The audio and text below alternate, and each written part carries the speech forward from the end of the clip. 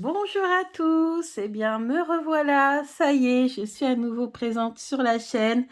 En tout cas, je voulais vous dire merci pour tous les messages de réconfort que vous m'avez envoyés. J'avoue que j'ai passé une très sale semaine, ça a été très compliqué pour moi. Ouais, vraiment très malade, je m'y attendais pas du tout au mois de mai comme ça, de tomber, aussi fortement malade et puis en plus hier, je me suis fait arracher une dent, donc vous voyez ça j'ai vraiment, fini, la semaine en beauté, mais finalement, voilà, je m'en remets plutôt bien là de ma dent arrachée, donc je me suis dit: «Allez hop, c'est parti» parce que la semaine prochaine, ben, voilà, on va retourner au travail, donc j'aurai moins de temps pour vous faire des vidéos.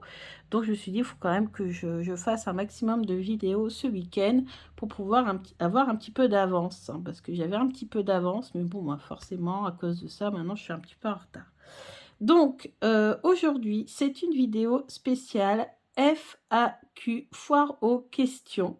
Donc, il y a quelque temps, je vous avais mis un post dans la partie communauté et je vous avais demandé de me laisser vos questions. Alors, j'ai fait une sélection, enfin, j'ai pas fait une sélection, je les ai toutes prises, je les ai écrites sur mon petit cahier et donc je vais vous mentionner et lire vos questions. Donc, on va commencer par la question d'Élodie. Alors, Élodie me dit, à propos des cartes à jouer, 32 ou 52, est-ce que je compte faire une vidéo sur les significations de ces cartes, puisqu'elles se sont un peu perdues. Il y a différentes façons de voir ces cartes. Donc, bon, pour répondre à la question, non, je ne vais pas faire de vidéo sur le jeu de 32, le jeu de 52, tout simplement parce que j'ai appris ce jeu il y a oui, un moment, parce que forcément, quand on est passionné de cartomancie, à un moment donné, on vient à s'intéresser à ce jeu de cartes, surtout qu'à l'époque, les voyantes que j'allais voir, la voyante que j'allais voir qui habitait dans un petit village, faisait ses tirages avec le jeu de 32. J'ai su aussi par la suite, mais voilà, beaucoup plus tard, quand j'ai ouvert ma chaîne, de la part d'une tante. Elle m'a dit que mon arrière-grand-mère tirait les cartes avec le jeu de 32. Donc c'est marrant quand même, hein. Et j'avais consacré du temps à étudier ce jeu de 32. Mais pour tout vous dire, il ne me convient pas. Il n'est pas assez intuitif et je ne parviens pas à retenir les significations. Par contre, il y a quelque temps de ça, c'était je crois l'année dernière, je suis revenue sur le jeu de 32 parce que je lâche jamais l'affaire et je me suis dit: «Bon, comme j'arrive pas à retenir, que ça va pas rentrer», parce que moi si, ouais, je comprends pas ou si, ouais, j'aime plus apprendre par cœur. J'ai tellement appris de choses, pour, mon travail, pour mes études et tout, que maintenant il faut que ça soit, intuitif, sinon, ça marche pas. J'ai fait autre chose, j'ai pris un jeu de 32 que j'avais dans mon tiroir et j'ai regardé les vidéos de Oleana Medium. Donc, vous ne la connaissez peut-être pas, donc elle ne me connaît pas, elle ne sait même pas que j'ai parlé de sa chaîne, voilà, c'est pas du tout que j'ai parlé d'elle, mais moi je vous le dis parce qu'en fait, quand je me suis réintéressée au jeu de 32, je suis tombée sur ces vidéos d'explication des significations des cartes. Alors, pourquoi les significations changent en fonction des personnes? Mais tout simplement parce que le jeu de 32 est pratiqué depuis très longtemps et chacun aussi y met entre guillemets «sa patte». C'est-à-dire chacun va y mettre ce qu'il voit, ce qu'il ressent, comment le jeu lui a répondu, etc., etc. Et ce sont des significations qui sont transmises souvent pour le jeu de 32, de génération en génération. Oleana l'a appris, je crois, elle l'a appris avec sa maman, qu'il avait appris avec sa grand-mère, enfin vous voyez, souvent c'est comme ça. Et du coup, de génération en génération, ben, on garde finalement les significations qui nous parlent. Et on laisse de côté celles qui nous parlent moins, ou alors on modifie certaines choses. On sait même que par exemple, Mademoiselle Lenormand, qui pratiquait avec le petit tété là, avait modifié certaines phrases sur ses cartes, elle avait rayé et elle avait remplacé par d'autres significations. Donc en fait, comme on doit s'approprier son jeu, bah forcément, à un moment donné, et en plus il y a différentes écoles, vous avez l'école française, l'école allemande, qui n'est pas la même, ils ne voient pas la même chose dans les cartes, du coup, bah, ça fait que, voilà, selon comment on a appris, avec qui on a appris, et au fil des siècles ou des dizaines d'années qui se sont écoulées, au fil des générations, bah, les significations ont peut-être changé. Donc moi, j'ai écrit sur un jeu de 32 qui était resté dans mon tiroir, qui était un jeu familial avec lequel on jouait aux cartes, hein, tout simplement. Je l'ai purifié, je l'ai consacré pour qu'à partir de maintenant, il ne soit plus un jeu pour jouer, mais un jeu de divination. Et j'ai écrit sur ce jeu les significations que donne Oleana dans ses vidéos. Donc un homme dominant avec du caractère pour le roi de trèfle, l'as de trèfle, la réussite, l'as de cœur, l'amour, la maison, le foyer, le couple, l'immobilier. Donc voilà, tout simplement, j'ai écrit sur mes cartes. Moi, j'ai fait comme ça. Je vous mettrai le lien vers les vidéos de Oleana Medium. Voilà. Vous voyez, j'ai tout écrit dessus. Et j'avoue que du coup, j'ai essayé, forcément. Et le tirage était pas mal quand même. J'avoue, le tirage était pas mal. Alors, Oleana, elle utilise des cartes plus grandes. Moi, c'est les cartes poker, vous savez. Et Oleana utilise des cartes plus grandes. Bon, ça, c'est c'est peut-être il y a 1 an ou 1 an et demi, quelque chose comme ça que j'ai fait ça. Mais je vous avouerai que je préfère mon petit Lenormand, donc je m'en sers quasiment jamais. Par contre, j'ai été intéressée aussi par le jeu de 52, puisqu'elle me parle aussi du jeu de 52. Et le jeu de 52, j'ai acheté le jeu de Karen Hervaux, qui s'appelle le jeu de 52, hein, tout simplement, l'oracle des 52. Et pourquoi je l'ai acheté? Parce que vous avez ici en bas les significations des cartes. Et j'ai trouvé ça du coup beaucoup plus pratique pour tirer avec le jeu de 52. Mais pareil, je l'utilise rarement et pourtant il est très très très bon aussi. Mais moi je préfère le petit Lenormand. On peut pas se refaire, hein, c'est comme ça. Donc voilà, ça c'est le jeu de 52 de Karen que j'ai depuis un bon moment. Hein. J'avais fait une review pour aller la voir. Hein. Tapez jeu de 52 Karen Hervaux, Sabrina Passion des Oracles. Alors j'essaierai de vous mettre en barre d'infos si j'oublie pas. Donc voilà. Ensuite, récemment, justement, parce que une amie, Laura, que j'adore, j'aime beaucoup Laura, pareil, hein, c'est une touche à tout également en cartomancie. Et elle s'est intéressée forcément aussi au jeu de 52. Et comme elle expliquait dans sa vidéo, elle aussi, elle a du mal avec les significations. C'est pas intuitif pour moi en tout cas. Hein, c'est pas intuitif apparemment pour elle non plus. Donc qu'est-ce qu'elle a décidé de faire? Elle a décidé de créer son propre jeu de 52 avec donc la lettre donc valet de trèfle.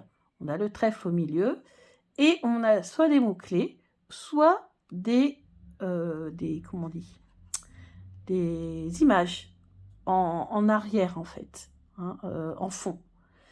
Et elle nous livre son jeu avec également ces informations-là. Donc sur chaque image, elle rajoute d'autres mots-clés ou d'autres significations pour qu'on comprenne bien. D'accord?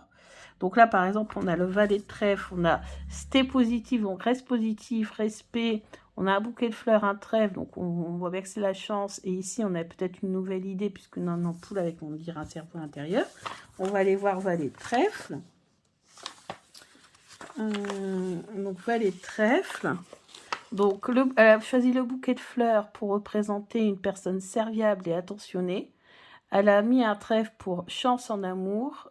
Et elle a mis, voilà, et elle a rajouté ami fidèle. Voilà. Donc ça, c'est la personnalité du valet de trèfle.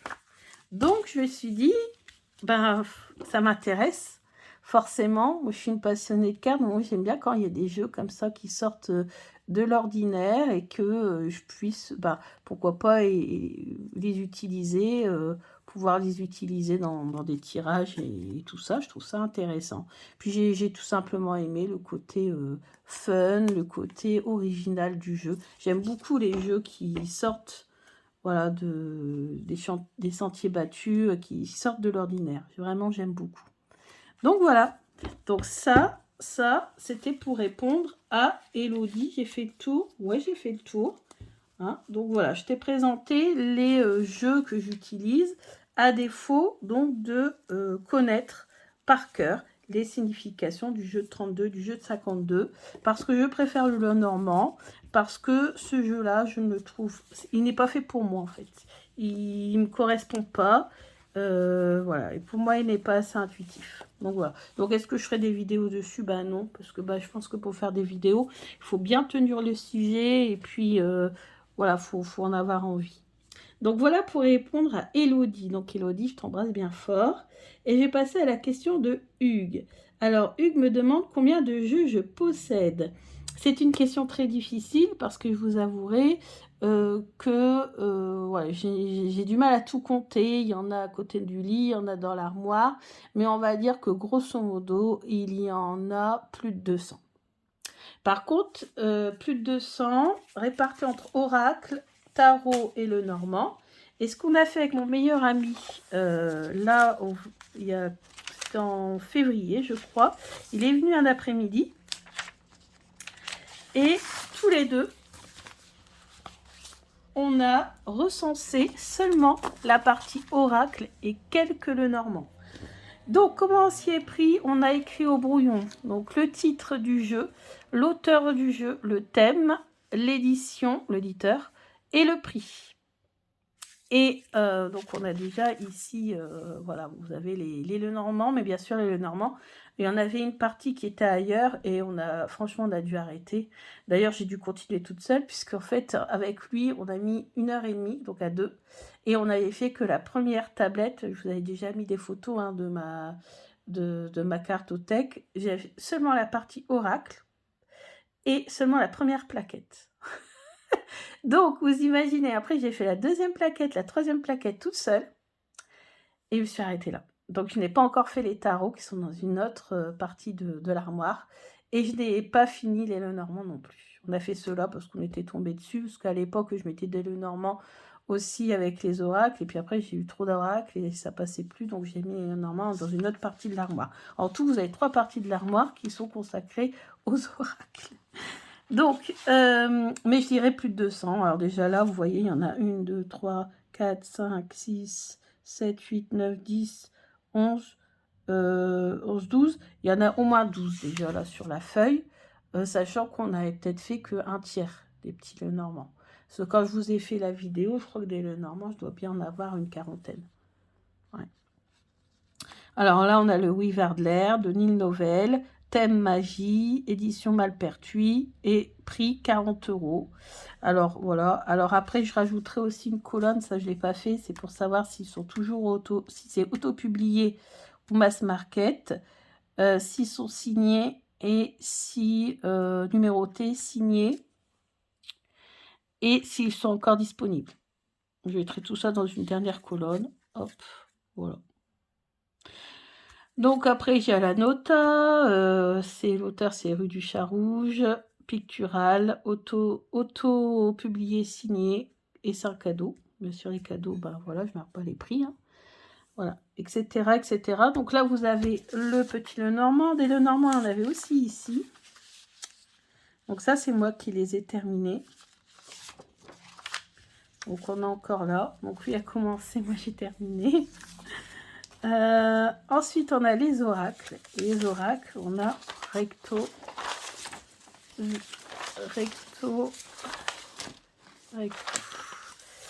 Donc voilà, donc là c'est tous les... Donc des fois c'est recto verso, des fois c'est que recto, mais vous voyez que ça fait quand même déjà pas mal. Donc voilà, donc ils sont recensés. Alors pour tout vous dire, j'ai commencé à les écrire au propre sur ordinateur.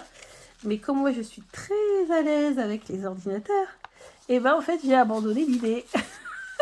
Et donc, voilà. Et donc, voilà, tout est là, en plan, au brouillon. Au brouillon. Donc, combien exactement? Je n'en sais rien. C'est quoi le but d'avoir fait ça? C'est tout simplement d'avoir une liste, voilà, avec tous mes jeux. De pouvoir les classer si après j'ai besoin en fonction du thème, si j'ai besoin de faire une vidéo par exemple, en fonction de l'éditeur, en fonction des prix, en fonction des auteurs. Vous voyez, après j'ai plus qu'à taper recherche et hop, ils vont me mettre en surbrillance tout ça et après j'ai plus qu'à faire mon classement. Donc voilà. À l'ordinateur, pourquoi c'est plus pratique? Bah parce que vous n'avez pas besoin de tout refaire en fait. À l'ordinateur, il suffit de rajouter et puis hop, c'est bon. Et là, c'est quoi? Ouais, bah, c'est encore de l'oracle en fait. Hein, parce que lui, il s'était trompé de feuille. Celle-là, c'est moi. Voilà. Parce que vert, normalement, ça devait être les tarots. Et lui avait pris, il y a barre et tarot pour mettre oracle. Donc les tarots ne sont pas ici recensés encore. Donc, voilà. Donc voilà notre organisation pour répondre à Hugues. Alors combien, il faudrait plus de 200, ça c'est sûr. Combien exactement? Bah écoutez, quand je le saurai, je vous mettrai en partie communauté. Je vous montrerai tout mis au propre, ce que ça donne, etc., etc. Pourquoi pas en faire une vidéo. Donc voilà, c'était pour répondre à Hugues de la chaîne Sensible. Gros bisous Hugues et merci d'avoir participé. Ensuite, je vais répondre à la dernière question. C'est la question de Maria. Est-ce qu'un jeu qui est trop chargé en énergie peut nous donner des mauvaises prédictions ou voilà. Donc, où un jeu peut traduire nos peurs. Est-ce qu'on peut traduire nos peurs si on utilise un jeu tous les jours et qu'il est trop chargé? Alors, déjà oui. Déjà, un jeu qui est trop chargé, moi j'ai eu le tour avec mon oracle G, ne me parle plus ou me dit n'importe quoi. Donc, il ne va pas me donner quelque chose qui est faux, mais il va rien me donner du tout. Voilà, c'est comme si vous parliez dans le vide, en fait. Il ne va pas répondre du tout. Vous allez vouloir parler d'amour, il va vous parler de travail. Voilà, enfin, bref, c'est du n'importe quoi. Voilà, tout simplement, ça ne veut rien dire du tout. Et ça m'est arrivé, parce qu'en fait, je ne savais pas, moi, qu'il fallait purifier les jeux régulièrement et tout ça. Je l'ai appris au fur et à mesure en regardant des vidéos. Et je l'ai fait. Et après, hop, c'était reparti. Il y a autre chose aussi qui peut provoquer ce problème de traduire nos peurs ou de finalement que le jeu va nous donner la réponse qu'on attend, c'est quand la question vous concerne de trop près. Vous êtes trop touché émotionnellement par la question.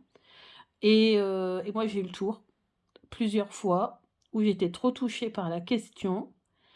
Et donc, le jeu m'a dit ce que j'avais envie et besoin d'entendre. Voilà. Et je le constate également sur les groupes dans lesquels je participe. Pardon. Donc, je participe à des groupes et dans ces groupes, c'est pareil. On a des personnes qui mettent leur tirage et ils ont bon dans leur comment on va dire, prédiction. Mais en fait, c'est pas ce qui arrive en vrai. Quelques temps après, ils reviennent en nous disant bah finalement, ça s'est pas du tout passé comme ça. Pourtant, j'avais bien vu ça. Et c'est vrai que même moi, en regardant le tirage, c'était exactement ça. Je n'étais pas trompée. C'est juste que je pense, et je lui ai dit, que j'ai eu le tour moi-même, hein, c'est que quand on est trop concerné par une question, souvent ce sont les questions sentimentales, et ben en fait, le jeu nous dit ce qu'on a envie d'entendre. Voilà, tout simplement. Donc c'est pour ça que sur les questions très importantes, vaut mieux que ce soit des personnes extérieures qui vous tirent les cartes. Même des personnes proches, bah, le problème c'est que elle peut parfois influencer aussi les cartes. Donc, ou alors il faut que la personne ne sache pas du tout votre situation. Voilà. Donc voilà, c'était pour répondre à Maria. Donc j'espère que ces 3 réponses vous a plu. Je vous ferai une autre vidéo plus tard sur 3 autres questions que l'on m'a posées. Si vous avez des questions, bah, n'hésitez pas, vous pouvez les rajouter en dessous de la vidéo, dans la partie commentaires. Et puis je les rajouterai à ma petite liste sur mon petit carnet qui est à côté de moi. Voilà, je vous embrasse bien fort. Bisous!